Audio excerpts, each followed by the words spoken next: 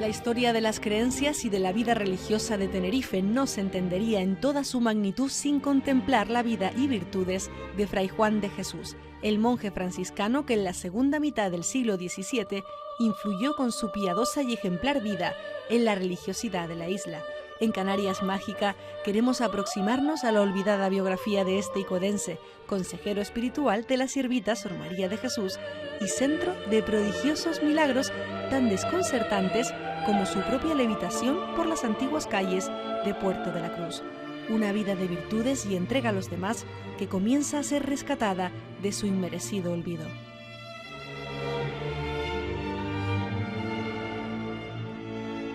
Hay personas en la historia de Canarias con una vida tan apasionante como desconocida. Este es el caso de Fray Juan de Jesús, religioso franciscano nacido en Icó de los Vinos en el siglo XVII. Esta semana en Canarias Mágica queremos indagar en su vida y de algunos de los sorprendentes prodigios que protagonizó. Durante los próximos minutos nos proponemos rastrear sus huellas y recorrer algunos de los escenarios de su vida, en compañía de la Asociación Amigos del Siervo de Dios Fray Juan de Jesús, un colectivo de reciente creación que con sede en Icó de los Vinos reivindica la importancia de su figura. Es un lego franciscano que nace en Icó de los Vinos el 20 de diciembre de 1615, que nace en una familia humilde, y que como curiosidad, que quizás para los canarios sea un dato de interés, está recogido por genealogistas de la época que su madre es tataranieta del último Mensei de Daute, con lo cual de prosperar, si la providencia así lo quiere, el proceso de beatificación y canonización, tendríamos el primer santo de ascendencia guanche en Canarias. Su madre, doña Ana Delgado, pues es tataranieta del último rey guanche, correspondiente al reino de Daute, de Diego de Ibaute, con lo cual tiene sangre de excelencia guanche. Según sus biógrafos, el contemporáneo Fray Andrés de Abreu y el prestigioso historiador icodense Domingo Martínez de la Peña, nuestro protagonista, dio muestras de su cercanía al mundo espiritual desde la infancia, al vivir con inhabitual intensidad los oficios religiosos. Algunos entornos en la ciudad del Drago guardan memoria de aquellos primeros y cruciales años. En esta calle, en el corazón de Icó de los Vinos, nació y vivió parte de su infancia nuestro singular religioso. Recuperar este y otros escenarios de su vida son objetivos que ya están en marcha. Sus biógrafos coinciden en que uno de los aspectos más determinantes de esa infancia fue el trágico incidente vivido a los 10 años de edad, cuando trabajaba de aprendiz de tonelero en el puerto de Garachico, un episodio que marcaría para siempre su aspecto físico. A los 10 años se traslada a Garachico a trabajar como aprendiz de tonelero, y que allí pues tiene como maestro a un señor con un carácter muy agresivo, que le tiene especial inquina y que comienza una serie de maltratos tanto físicos como espirituales, que terminan en el hecho más importante que va a marcar la fisonomía del siervo de Dios y toda la iconografía que existe de él, que es la pérdida de su ojo izquierdo durante un maltrato la víspera de San Juan, en donde mientras dormía es tirado a una hoguera y una astilla de fuego le quema el ojo izquierdo. Ese estigma le acompañará de por vida, apareciendo fielmente recogido en el retrato que años después inmortalizaría sus facciones cuando su fama se extendía ya por toda la isla. Este cuadro se mandó a hacer por el capitán don Marcos de Torres para la ermita fundada por él, de Nuestra Señora de las Angustias, que está aquí un poquito más abajo en la zona del Drago. Y fue mandado a hacer por él porque él recoge la devoción proveniente de sus padres y de sus abuelos, que en este caso sus abuelos conocieron personalmente al siervo de Dios y ya en vida le tuvieron una gran admiración y devoción. Él, cuando funda la ermita en 1741, quiere dejar constancia de esa devoción heredada de sus antepasados y manda a hacer este cuadro. Este cuadro es el de mejor calidad artística y el que más fiel recoge la fisonomía del siervo de Dios, haciendo hincapié, como en todos los retratos existentes del siervo de Dios y grabados, en la ausencia del ojo izquierdo, que como habíamos dicho anteriormente, perdió en en uno de los maltratos sufridos en Garachico por parte del tonelero para el que trabajaba. Este cuadro estuvo en la Ermita de las Angustias desde la fundación de esta ermita hasta hace aproximadamente 15 años, que se decidió trasladar al museo parroquial y posteriormente se trasladó a esta ubicación actual de la Capilla del Nazareno de la parroquia de San Marcos. Y aquí está, bueno, pues a la espera de ver si con todo este proceso regresa a su ubicación original. Un tercer escenario en la vida de Fray Juan Abreu, junto a Icó de los Vinos y Garachico, es el Puerto de la Cruz, una ciudad vital en la que nuestro protagonista tomó un contacto más directo con la comunidad franciscana. Es allí donde toma conciencia de su vocación, madurando en él la certeza de que su vida estará dedicada a Dios y al prójimo. No deben extrañarnos, por tanto, que algunos rincones portuenses muy destacados estén marcados por su huella, aunque el recuerdo de la misma se haya ido diluyendo. Icó de los Vinos, Garachico, La Laguna o el Puerto de la Cruz forman parte de la vida de nuestro protagonista. Se cuenta que precisamente aquí, en el conocido Peñón del Puerto, se retiraba en oración, aumentando su fama de santidad a través de sus virtudes y de los prodigios que obraba. Cada noche el siervo de Dios se retiraba a lo alto de aquel peñón que había descubierto y que él consideraba que era un lugar solitario donde podía estar en contacto con Dios todas las noches, y allí se dedicaba noche tras noche a hacer penitencia y a hacer oración por todos sus semejantes. Tal es así que en un momento dado se da cuenta que no tiene ningún elemento de adoración y encuentra dos troncos que él une, dos troncos de madera que él une y hace una cruz y la clava en la tierra.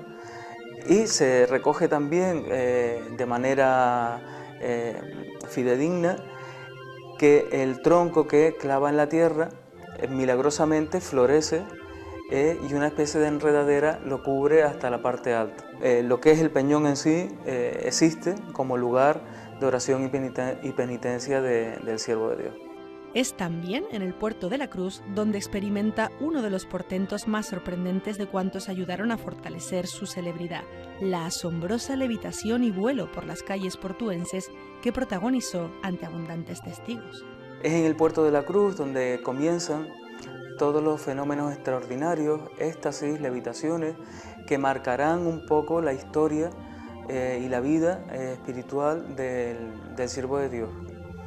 En el Puerto de la Cruz tiene lugar, poco después de su ordenación como franciscano, el fenómeno místico quizás de mayor relevancia, que es la levitación que se produce a las afueras de la parroquia de la Peña de Francia y que testigos de la época aseveran y aseguran que vieron cómo se elevaba en el cielo y se trasladaba en vuelo hasta la actual playa de Martianes.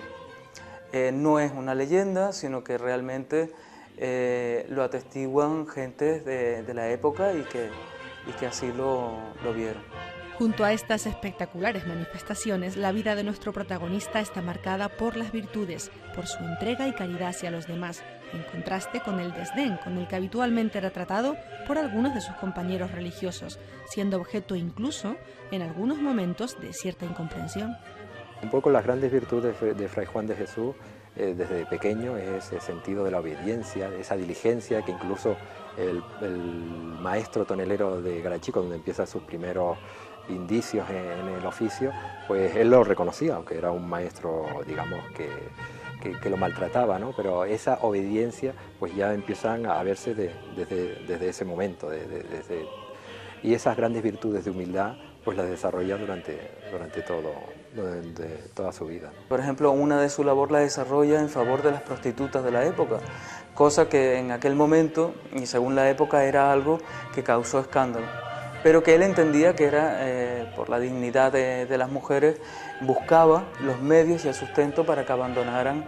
ese tipo de vida. Su plenitud humana y religiosa la alcanzaría en la ciudad de La Laguna, a donde es trasladado a mediados del siglo XVII, concretamente al convento franciscano de San Diego del Monte, donde la Santa Cruz y la Virgen centralizan el culto. Su notoriedad se extiende con rapidez debido al misticismo que destila, su labor solidaria con los más desfavorecidos y a su predicación pública por las calles laguneras, donde aleccionaba siguiendo una revelación divina sobre el juicio final. Y sobre todo en la laguna es donde desarrolla su gran fuerza vital y religiosa, y efectivamente hay una serie de que se están descubriendo incluso algunas ahora, ¿no? Incluso en el Museo de las Monjas Catalinas, en la laguna está pues ese crucifijo que siempre él pues se honraba en llevar, esa cruz que un poco es uno de los motivos principales. Aparte de esto, pues por supuesto los restos están en San Diego del Monte, y ahí están pues con un escenario adecuado, se debería rehabilitar. Y aparte de esto, pues se conoce que alguien tiene también reliquias y demás, algunas familias que gracias a la asociación pues se intenta restablecer un poco la memoria del legado de Fray Juan de Jesús.